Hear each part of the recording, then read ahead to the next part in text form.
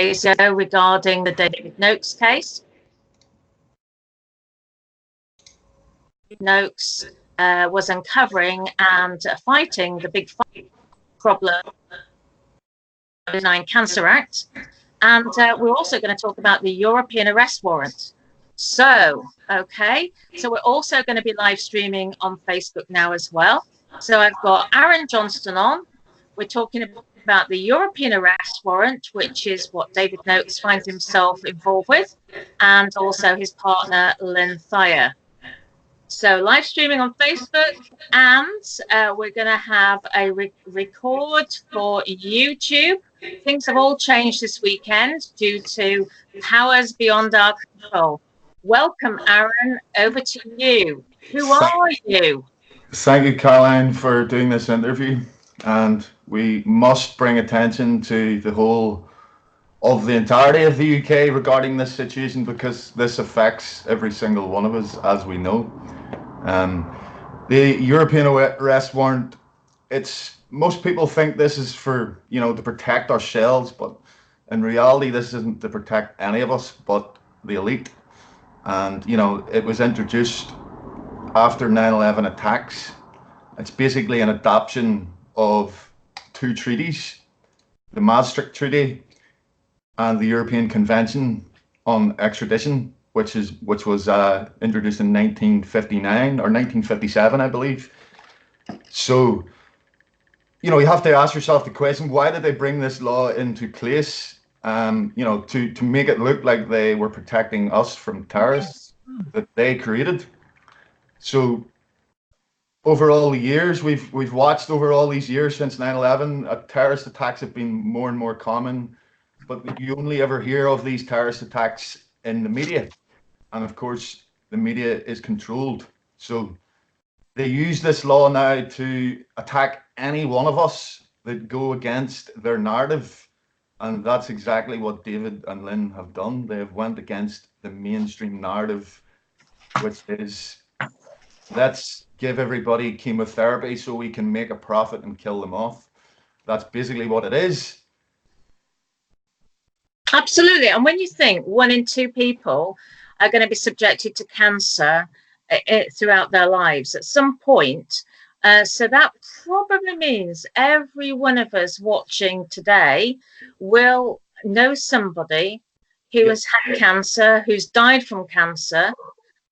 I was watching the interview outside Southwark courts yesterday, and David Noakes mentioned about leukemia. Now, that's a very, very difficult form of cancer, I guess, because it's a blood cancer, and obviously it goes the whole way around your body.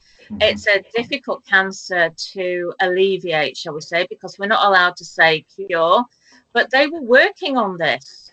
And all their brilliant work is now being put, well, it's totally been jeopardized.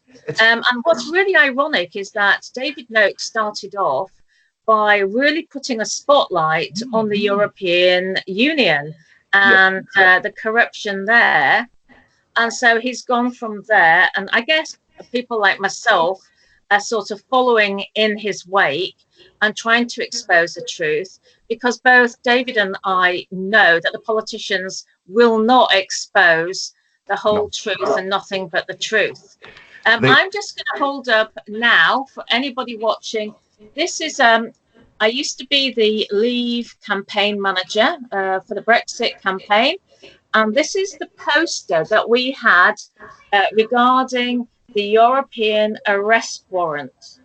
So this is a situation where we actually have a retired English judge who fell foul of the law abroad and was falsely accused. And basically you have the foreign police coming to him at dead of night and taking him away. And he suffered terrible traumas. He was very ill as a result. This is the sort of thing, the European Arrest Warrant, we've got so many people on Facebook talking about common law, which doesn't seem to be applied in this country. And we say we haven't got any proper law in this country, but at least we have, and I dare say, decent enough prisons in comparison to what we have on the continent. Yeah. And people languish in prisons for years on end before their court case is heard. So that's a poster which we used to display for the referendum, but very few of us actually knew what the implications were of the European Arrest Warrant. No. Now, when people said, Theresa May was appointed as the Prime Minister, I said, well, she's not going to be a very good Prime Minister because she wasn't a very good Home Secretary. I was watching, she allowed the European Arrest Warrant to keep going on. We signed back into it in 2014, and we could have withdrawn ourselves from that regulation, but we didn't. No. So, you watch how people show their hand, if you like. She has been, malevolent, if you like. We have signed up to this Napoleonic code. Mm-hmm. It's destroyed us since 2014. Well, not even 2014. Go way back to the 9/11 attacks. It's been destroying us since then, and it's been slowly taking away our human rights. Not only that law, they threw in the Schengen Agreement into it as well to make it complicated. So basically, if they think you're doing something wrong and the media aren't going to talk about it, then there isn't really much you can do apart from rely on, folk like us that's going to speak the truth, because the media aren't going to speak the truth. We know that. They're being controlled, they're being paid. It's quite frankly absurd. But David and Lynn have been targeted with a terrorist law, which is essentially what it is. It's just worded differently so we don't think of terrorist all the time when we bring that into it. And yeah, it's been used against Julian Assange. It's been used against loads of people who are speaking out against corruption. And that's what proof do you need? What else proof do you need that we are being wiped out? They're attempting to wipe us out, and they're attempting to take all of our human rights away. And that also links into 5G and how that's going to incorporate everything. It's just absolutely crazy what's coming our way if we don't wake up fast. Well, as you know, I interviewed David Noakes 14 months ago before he went to prison. Yep. And he, this is a situation that they have been fully aware of for a long time now. So you can imagine the psychological pressure on two people for such a long time.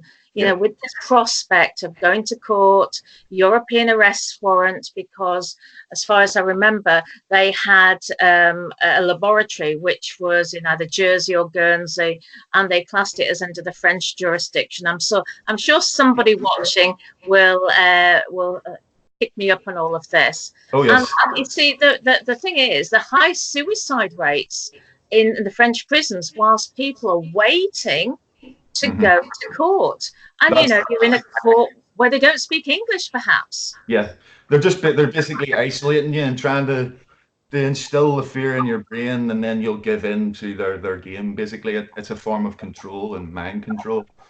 Because let's face it, what can you do when they take you away? There isn't much you can do but fight back, and if you fight back, then you just make it worse.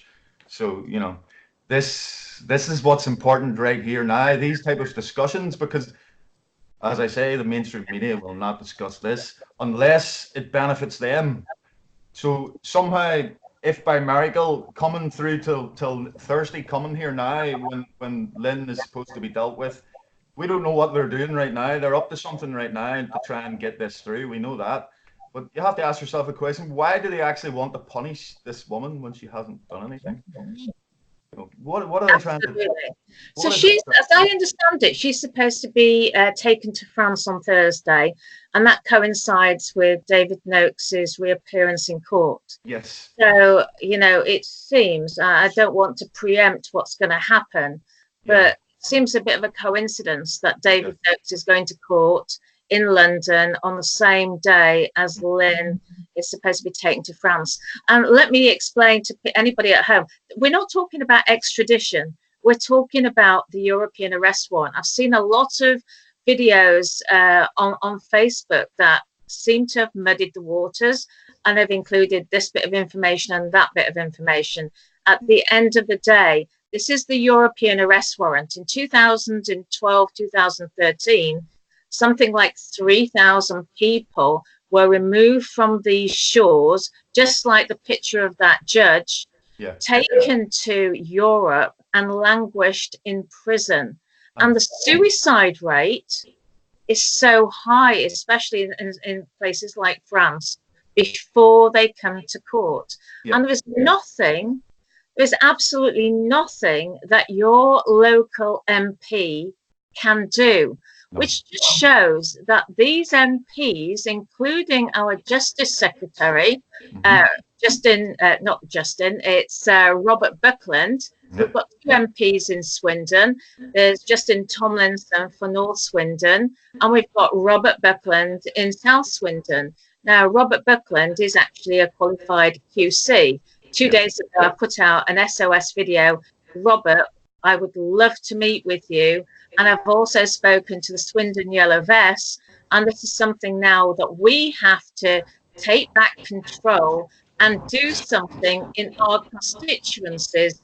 And we have to break out of our Facebook, YouTube little bubble and start talking door to door with the local people. That's it, because this affects everyone, and they can't see that. They can't see that yet.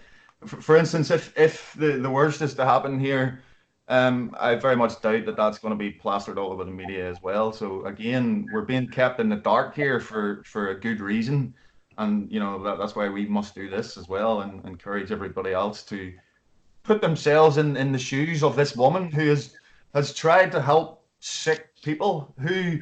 Each and every one of us can relate to that. We all know of someone who has had cancer, and we all know that cancer is a man-made disease. So, and we know that we can cure it. I know we're not supposed to say that word, but we can cure it. We know that. I've never said it. Yeah, I'll say it happily. But in terms of, the bigger picture here, the whole system, the entire system is over the top of us, is just controlling us. It's not helping us. Otherwise, we would be in a better position than we are now. Do you know what I find really astonishing, Aaron, is that I looked at the votes in Wales, and we saw that the Conservative Davis, who's just had, shall we say, a situation that is quite serious, and he still came a close second to the Liberal Democrats. Right. Now, what does that say about the people who are voting? Yeah, they're changing. People like this. Yeah. That's it. They're starting to see the corruption within, even through the Brexit stuff as well. They've been messing around there. We've got people that can't accept the vote and we can't move on. But it's not that they can't accept the vote. It's the media. Look at the media. They just plaster so much fear and propaganda, and everybody just goes, jumps on it, and then their mind goes all over the place, and they don't know what they're talking about. And it's really frustrating and sad to watch, because that's what keeps them away from the truth. That's what keeps them away from the critical and logical thinking that's needed to, say, hold on a wee second here. That could be my aunt. That could be my mother. It could be anyone that I know that's sitting in a jail for nothing. Absolutely. Do you know, to spend 2 or 3 years of your life in jail for a crime that you effectively didn't commit. And not only that, but 2 or 3 years waiting to go. We heard that she went into hiding. She was apprehended at a train station. Yep. If somebody didn't snitch, how did they track her down? Was she carrying a mobile phone? And what were her advisors thinking of for her to be carrying a mobile phone? You can get around. You've watched that program. Have you ever watched that program, Hunted? Yes, I watched that myself. Very, very interesting indeed to see how all that worked. Yeah, that's exactly what it is. But you have to remember also that they have people on the ground that could be watching you from anywhere. You just don't know who's watching you. You know what I mean? So Lynn was doing her own thing, and she was kidnapped. She could have been watched for 3-4 hours prior to that, for all we know. And it's very easy to do that. It could be absolutely anyone out there that's watching you. You just don't know. And they know what she looks like. They know where she is. It's easy to target someone down. As you say, based on that program, it shows you how easy it is to track someone down, even without a mobile phone. Because of the cameras, the street cameras, it just takes 2 seconds to pinpoint that, and it's all linked up to one center anyway. So They can see wherever you are without a mobile phone.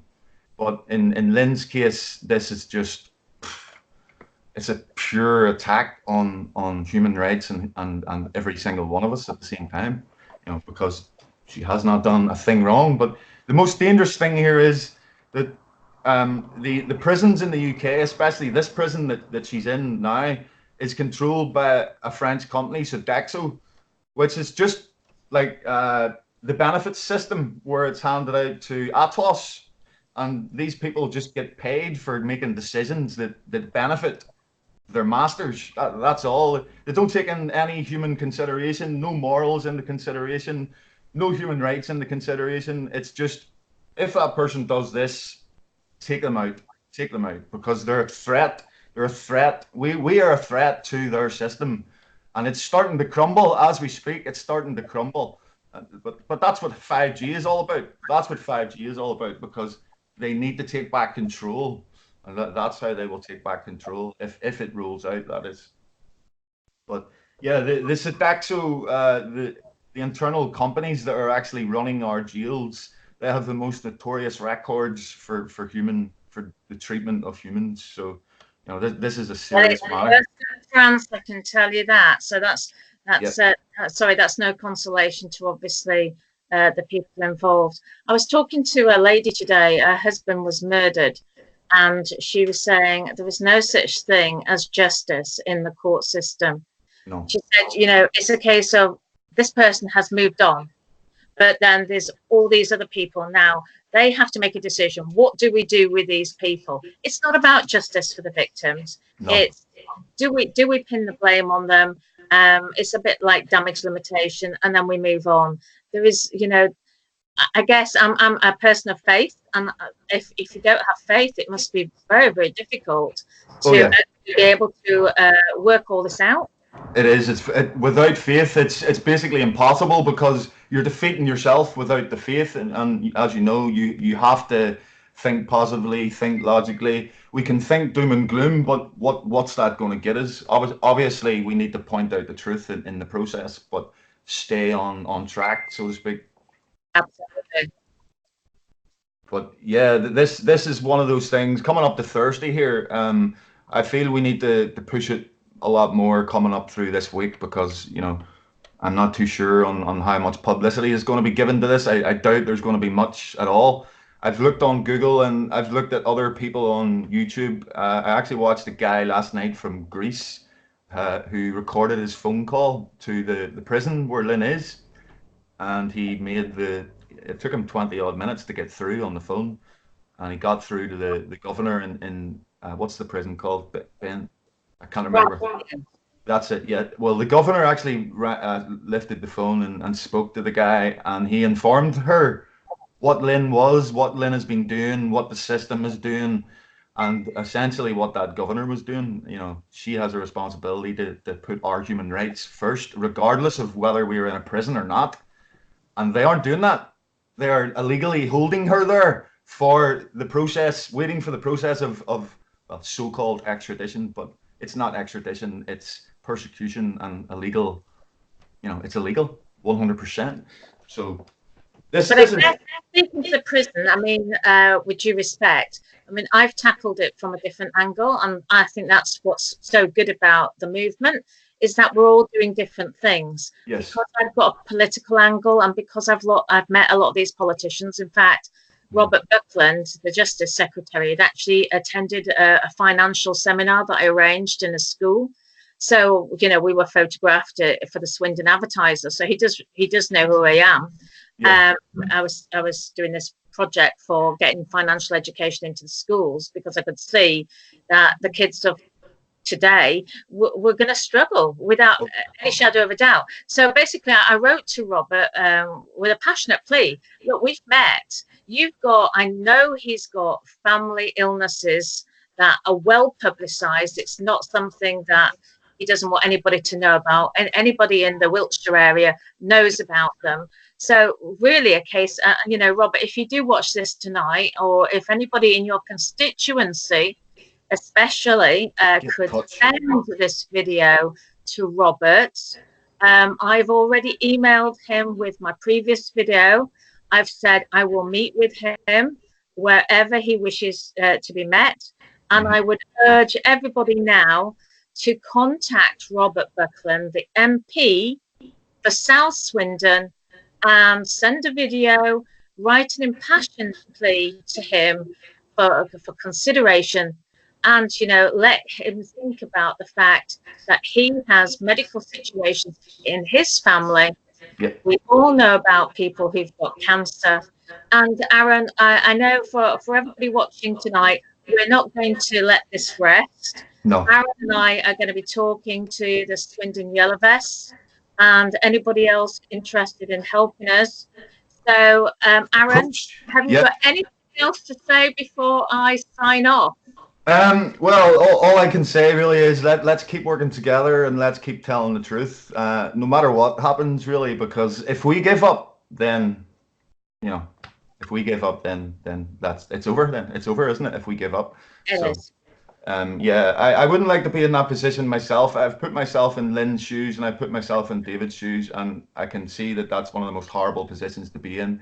And I know there's other forms of being persecuted in life, but this is possibly one of the worst forms because all of their human rights have been taken away and they can't say no or stop it. Whereas in other situations in life, we can at least have a say and stop it from going further. But this is the most serious. So yeah, you need to get in touch with yourself here and ask yourself, what would it be like if this was my mother or my granny or my auntie or a friend? It's as simple as that, and that gives you the feeling inside that we need to do something about this and care about it because it can affect every one of us. So yeah, Absolutely. Aaron, let's talk over the rest of the weekend, and I'd like to say thank you for everybody watching and listening at home. We had to do a change on YouTube now because YouTube no longer accepts Google Hangouts. So today has been a bit of another learning curve. They're making it, the establishment, no doubt about it, they're making it harder and harder for us to transmit. But just watch your space. We do need a new platform, but it's getting everybody on that platform. People make suggestions about BitChute and Patreon, etc. But if hardly anybody's on there, then you're not going to reach. Yeah, you're not going to reach. And it's a case of this video should be sent. It's not a political video because politics is dead. We're truth seekers. We're anti-corruption people. Remember, create some awareness. Absolutely, it's about awareness. And remember that 2 chief executives of Big Pharma sit on the Medical Research Council. That is important. We have conflicts of interest from the judges to Parliament, everywhere. Everywhere throughout the whole system. Yeah, it's really scary. Not just on this situation, but other issues that we have in society today. We don't want to go into those other issues on this video, but there's so many more issues to discuss here that even relate to this and can, you can relate it to this case itself because of the corruption. It's simply the corruption. Corruption is corruption. It doesn't matter whether it's in this section or that section. It's corruption. So, yeah, it's definitely. We will continue to put the word out. That's for sure, Caroline. Yes, I agree. All right, Aaron. Have a good weekend, and have a good weekend to everybody at home. And I'll see you again soon. Thanks for watching. Nice to speak to you. Bye. Bye.